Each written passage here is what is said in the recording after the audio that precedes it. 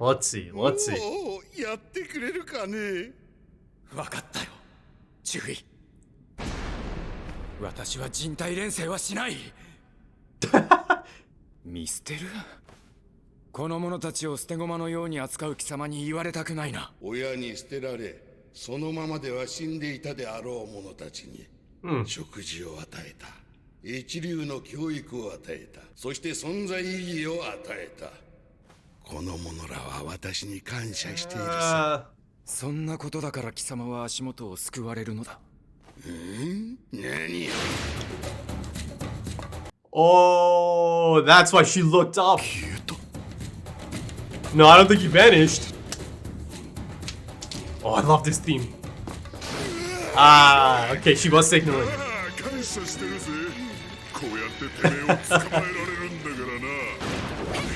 Whoa. That's right, May!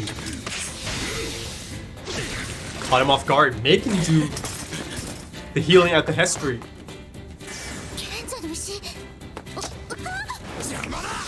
Oh, now he's using it.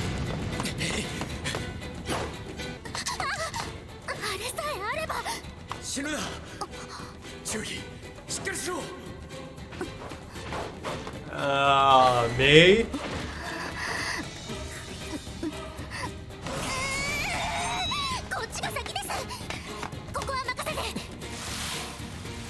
Good for you.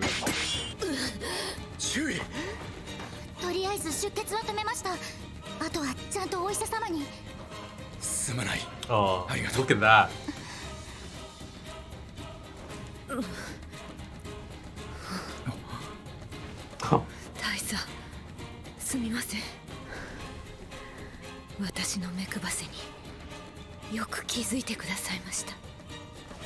They know each other. 付き合いが長いからな。Ah. それに人体錬成なんてしたら撃ち殺して。Don't you dare. てな競争で君 Oh, yeah, yeah. Aw. It's right there. A little too easy, isn't it? Who's this? Oh. Oh. The screen presence though, right? Yeah. Let's see if it's a bit of a struggle for him.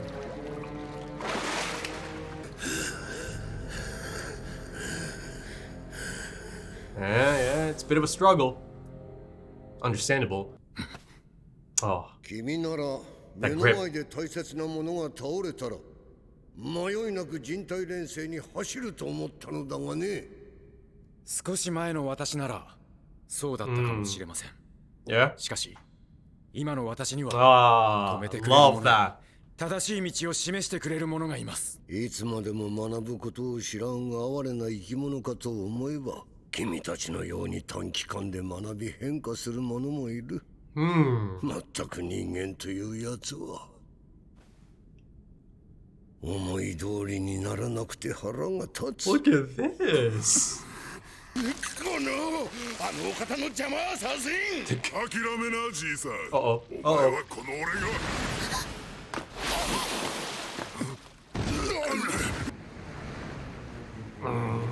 やばい。Something terrible. There's just the one left. Out of the darkness comes pride. Look at this. The young prince. The prince of darkness. Oh, oh.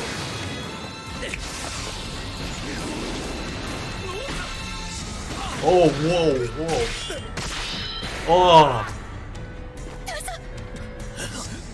Oh god, how about that imagery?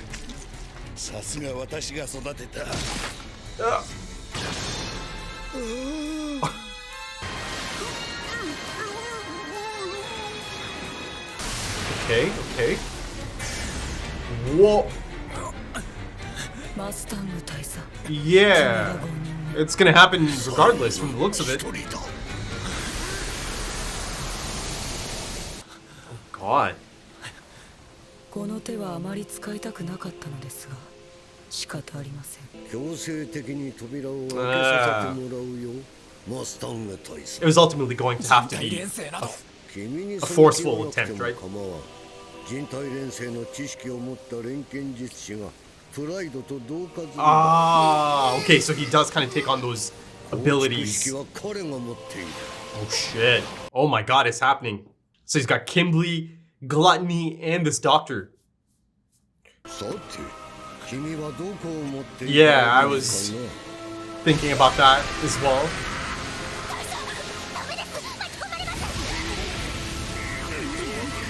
Oh my god. さて、私はご覧のありさまなわけだ Yeah, が、 oh god. アメストリス大総統を討ち取って名を挙げるのは誰かね、 Oh. キメラか、よそ者か、マスタングの犬か、 Hey. それとも全員でかかってくるか。ならば Oh. Here it comes. Scar and King Bradley. Whew. Hello, old friend. Once again.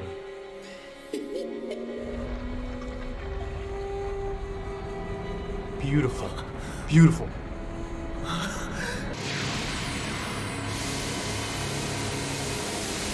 Oh.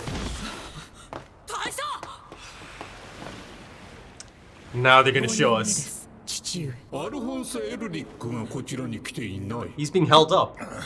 大丈夫かよ。 Okay, let's see. Let's see. 鋼のか。親玉の Show me his face. Show me his face. 大佐、一体何があったんだ。真っ白い空間の大きな扉の前に放り出されて。扉？まさかどっか持ってかれたんじゃ。でも足も。鋼のこの暗闇の中でよく私の姿がわかるな。何言って。 Oh. 真っ暗で何も見えない。 Oh. His eyesight. Oh. 明かりはどこだ。目が見えないのですか。それはいい。正直今の国家錬金術師の中では Yeah. あなたの能力が一番厄介ですか My god. Taking his eyesight specifically. ら。錬成 I mean, it lives up to all of や that. っちまったのかよ。私がそんなことをすると思うか。強制的に扉を開けさせてもらいました。真理は残酷 No, だ。 it sure is. 身の程わきまえず死人を蘇らせ、母のぬくもりを求めた者は立ち上がるための足とただ一人の家族を持っていかれ、もう一人は体を丸ごと持っていかれ、ぬくもりを感じぬ姿に。亡くした子を求めれば二度と子を与えられぬ体に、国の先を見据えた者は視力を持っていかれ、その未来を見ることができなくなった。 Wow. 人間が思い上がらぬよう正しい絶望を与える。それこそがお前たち人間が神とも呼ぶ存在、真理だ。納得いかねえ。俺たちみたいに自発的にやらかしたのは納得するさ。する気のない奴が無理やり人体錬成に巻き込まれて視力を持ってかれて、それが正しいっていうのか。そんな筋の通らねえ真理は認めねえ。 Oh. Oh my god. Whew. Chills.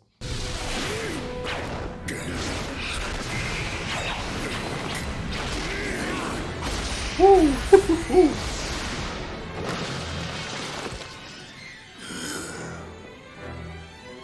貴様、本当の名は何だ。 Come on, go on. 名はない。捨てた。それは奇遇だな。私も己の本当の名を知らん。名なし同士殺し合うのも面白かろう。 Oh, yes. This is it then, eh?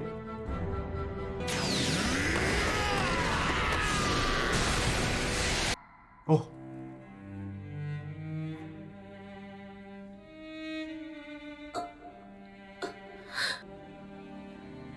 ずっと待ってた。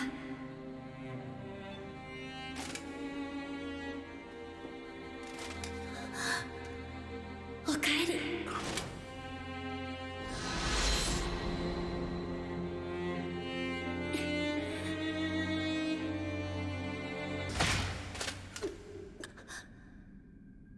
なんだよ、この細い腕、骨と皮ばかりで。立っているのがやっとじゃないか。こんな体で戦えるわけない。みんな戦っているのに。Man. 僕と一つになるのが嫌なの。そんなわけないだろう。ずっと元の体に戻ることを考えてきた。今はダメだ。そんな体じゃダメだ。そんな体じゃダメだ。あっちに戻りたい。その体であっちに戻りたい。 To help. 行くなら止めない。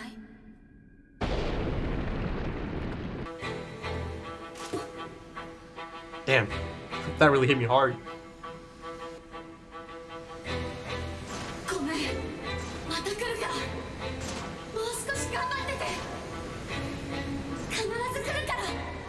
絶対約束するから。仲間を助けるために長年探し続けた肉体を置いていく。気高い僕の魂よ、君の入れ物として誇りに思うけど、君が戻ることでこの世が絶望に満ちてしまうかもしれないんだよ、アルフォンス。5人 That makes all 5. 揃った。 Wow. That's a phenomenal episode. Okay, so episode 59. Yeah, it's an all-timer for the series. It really is. It's one of the best of the series, for me at least. It's an incredible episode, full of incredible moments, incredible payoff, incredibly emotional moments. You know, it's been building towards some of these moments for a long time. Long time. Things like Alphonse Elric coming across his body, finally. You know, imagine how many times he has pictured this moment. Imagine this moment, right? How many times that moment must have played out in his mind? Because the man doesn't sleep. You know, I was about to say how many times he must have dreamt of this moment. The man daydreams, that's for sure. But yeah, it's an incredible payoff. And yeah, you know, it's an emotional one as well. It hits you really hard, doesn't it? To see him come across his body, and you really feel it. You know, I say it time and time again about this anime. You really feel the payoff for a lot of these moments because it's been building and building for such a long time, and quite effectively as well. That moment, as he realizes, right, that his body is simply not in any shape to be joining the fight, right? And Alphonse Elric, man, this kid, he's incredible. He's incredible. He's just the purest of them all, right? A beautiful soul. You know, once again, in this incredibly difficult moment of pressure, immense pressure, his true character shines through. Once again, he puts the needs of the many ahead of his own. Once again, because that's just the person he is. That's just the type of person he is. And also, I think you have to give so much credit to the voice actor for Al. Oh my goodness. Oh, that was one of the reasons I was getting so emotional as well, right? Because he puts you there. That acting really puts you in that moment. You're able to feel that agony of being so close, but also understanding that, no, I can't. And, you know, I'm not even sure if he can actually just stroll out of there anyways, right? There's that moment at the end there, right? My noble soul, I'm so proud of you. But because of this choice, now Father, the dwarf in the flask, does have the 5 sacrifices.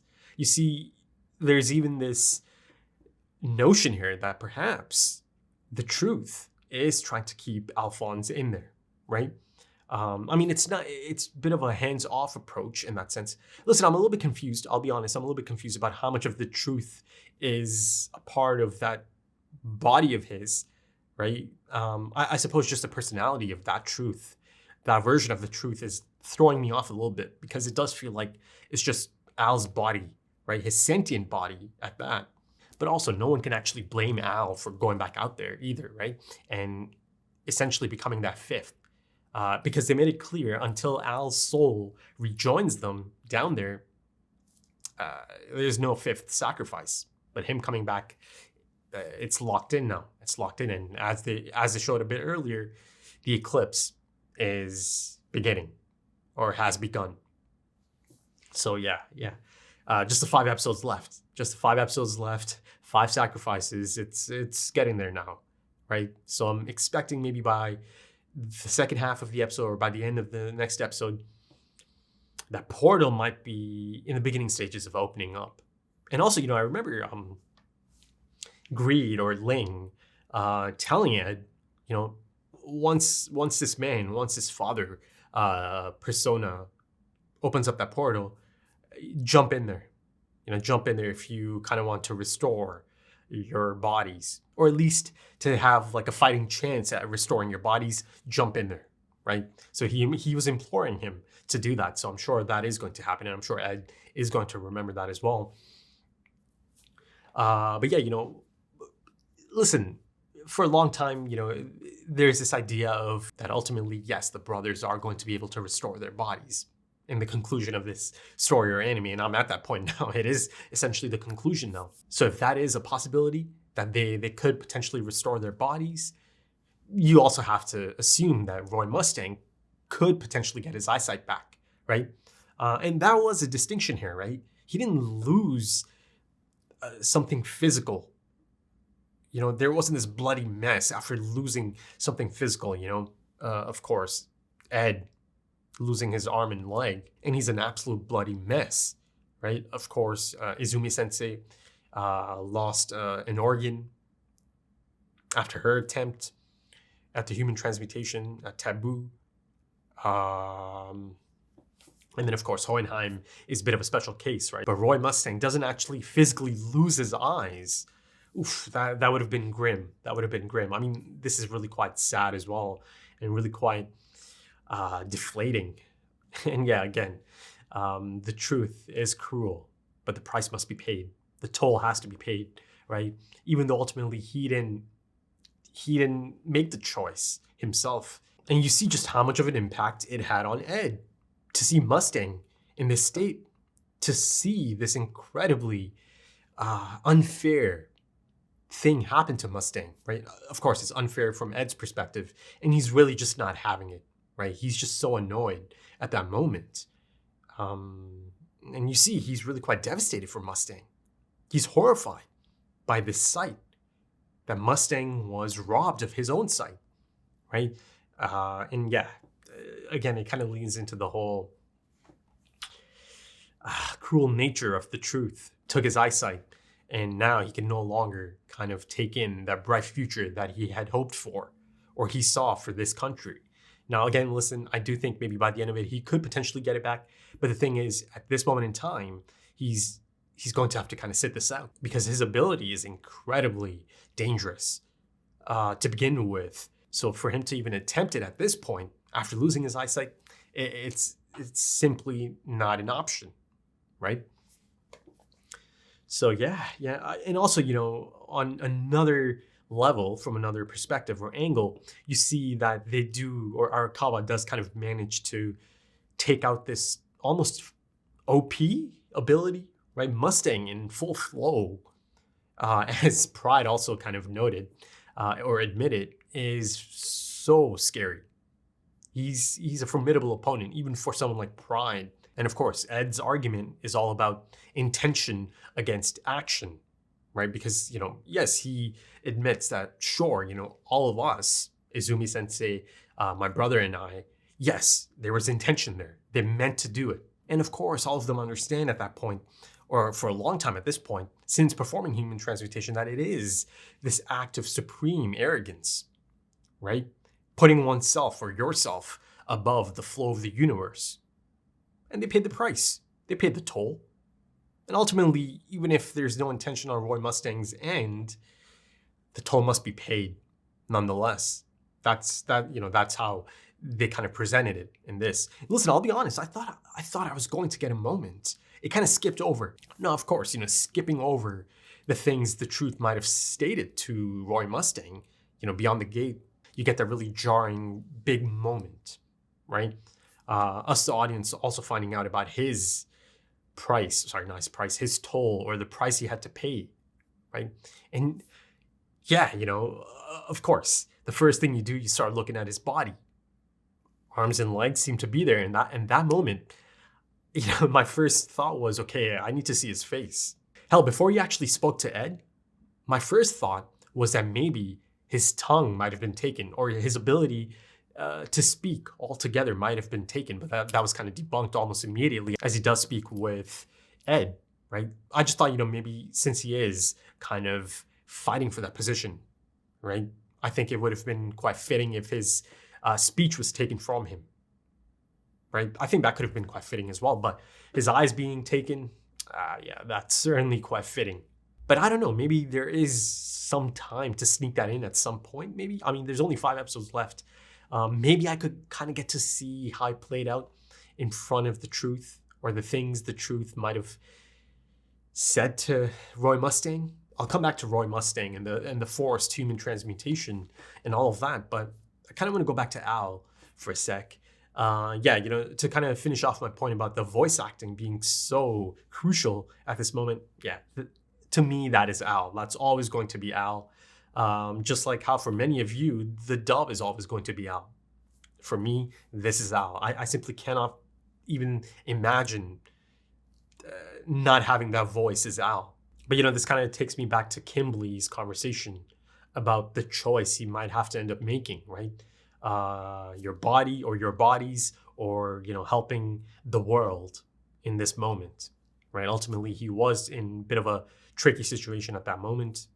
But the thing is, it wasn't really even about getting his body back in that moment. He could have just done it, right? And I don't think anyone could have blamed him in that moment. But again, true character shined through, just like how true character was able to shine through for Mei Chang, right? Again, I'll get to some of that in a bit.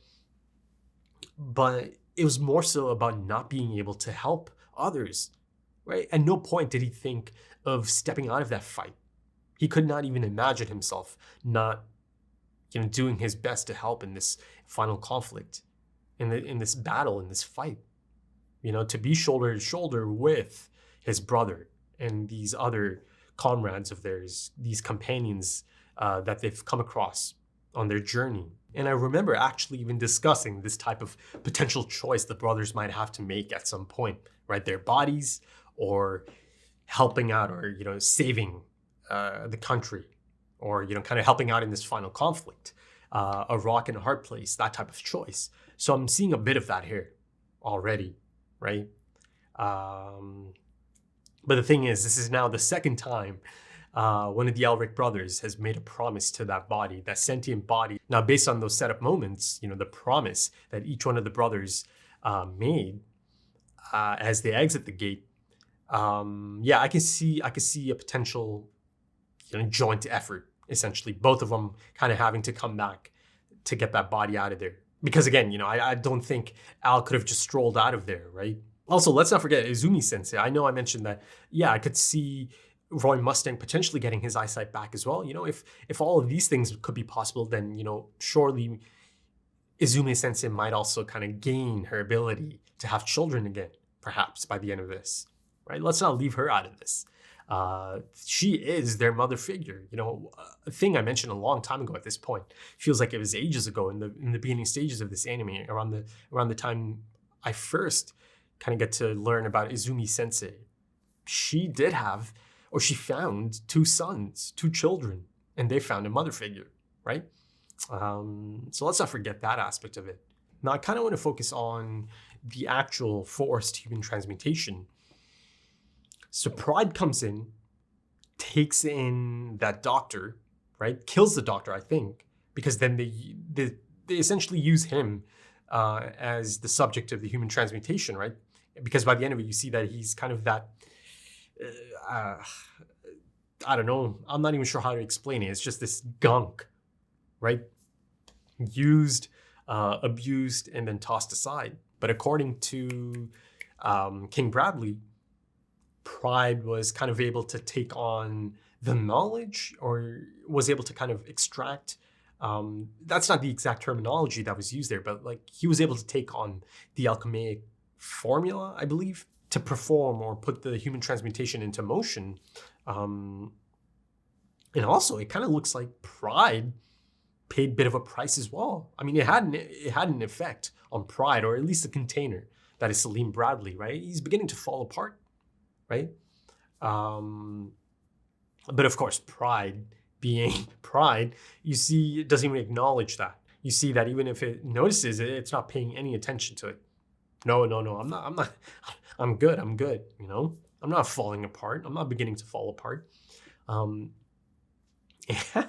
Also, you know, if you go all the way back, Salim Bradley, I mean, it was Pride the whole time, but, you know, saying things like, oh, you know, I hope to be an alchemist or learn alchemy so I can help Father. Hell, he's done it. He's done it. He picked up alchemy and he's helping Father. I mean, he helped Father get that 5th and crucial sacrifice. So that being said, Al did have to come back out, right? And rejoin them for it to truly become the 5th or the 5. But of course, there's a lot going on there even before the human transmutation happens and before King Bradley shows up. You've got Mei Cheng. You know, I brought up Mei Cheng earlier, but my goodness. How respectable that she makes a choice like that under pressure. Once again, you know, that is the person that she is.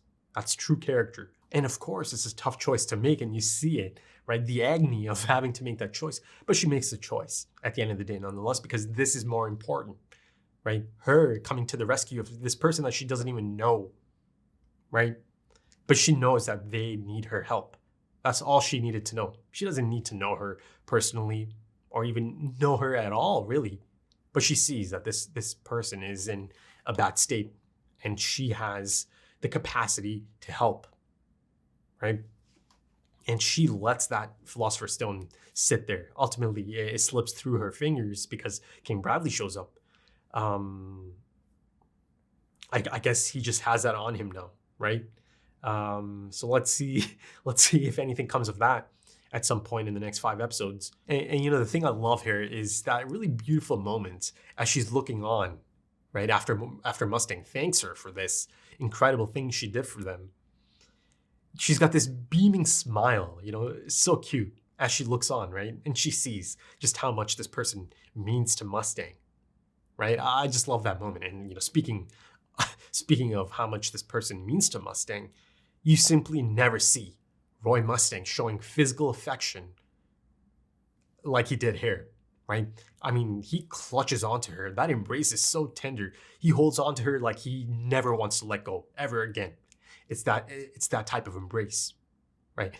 That right there, I think, if there was any doubt in anyone's mind ever that, of course, you know, there's more to it than just this professional relationship that they have and this professional understanding that they've kind of built over the years, right? Because ultimately she was signaling and he caught on to it, right? She straight up just told him, you know, I'm so happy. I'm glad you picked up my sign.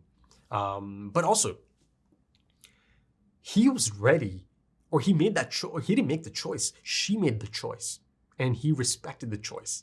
You know, you do not have to attempt human transmutation for me. This is my choice. And he respected that choice. And you see, you know, that look on his face in the last episode, and they show it again in this episode. That look of defeat, despair, heartbreak. But then he gathers himself and he's like, I respect her. I love her, right? And that's her choice. And I am going to respect that choice. I think Roy respects her enough and loves her enough to risk letting her go. So, you know, right then and there, you also have this concept of the person who's kind of the subject of any potential human transmutation making the choice rather than the person who is going to attempt the human transmutation. Because up until this point, you know, the 2 times I've kind of heard of it has been, you know, Izumi Sensei and the 2 brothers, the Elrics. They made that choice. And of course, us the audience knows that some of the choices they made about human transmutation kind of stems from, or did stem from, the refusal to accept loss, grief, failure, right? Again, it kind of goes back to that notion of the supreme arrogance of putting something like that into motion in the first place, right? But of course, they all learn from it, and they've moved on, and they've become much better people for it. But yeah, it's just so lovely to see them, right, embrace in that manner, or Mustang embrace Hawkeye in that manner. And then, that shot of her, she's in a lot of pain, but, the little smile on her face as well at that one point. Yeah, it's beautiful stuff. And then, later, King Bradley comes in, you see, he clutches onto her even tighter, pulls her closer, right? Again, that instinct, that protective nature. And again, just how much Hawkeye means to him. Of course, they love each other. They do. But I love the approach Arakawa has taken here. And then, of course, as Bradley comes in, you see that once again, there is this appreciation for the human spirit, the unpredictability that the human spirit, the fighting human spirit draws out, right? And he says this with a smile on his face as well. I thought that was such a great moment, right? Yes, after that, he lunges at Mustang, and then they kind of put this whole forced human transmutation into motion. But I thought that was really quite a telling moment in terms of the character of Wrath, or King Bradley, because he was legitimately surprised and impressed by Roy Mustang's growth, his ability to change in such a short amount of time.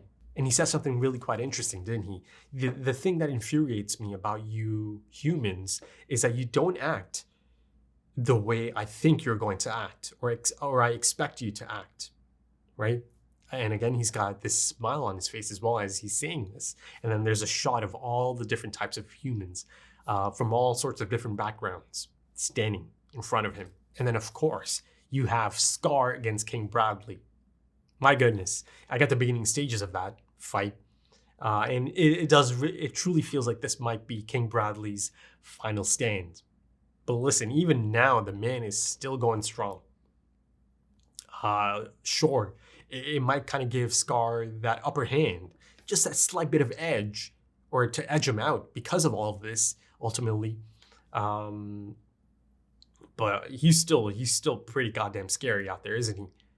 But the thing I love about this is the fact that it is Scar against King Bradley. Now listen, this is a man that was consumed by wrath, right? So much so that he lost his identity, his humanity, right? He gave up his name. He was driven by wrath, and he was certainly on this path of vengeance that he thought he could never kind of come out of, but he did. He changed. And listen, I love that Roy Mustang actually acknowledges that yes, Scar played a major role in helping him. And you see that just by the framing of the shot, right? As he's telling King Bradley, I have people in my life that help me understand and keep me on my toes, keep me on the right path. And it's showing you Hawkeye, and then in the right side of the frame, Scar, right? So I love that moment. Indirectly kind of letting Scar know as well, right? But yeah, Scar changed, but now he finds himself against Wrath.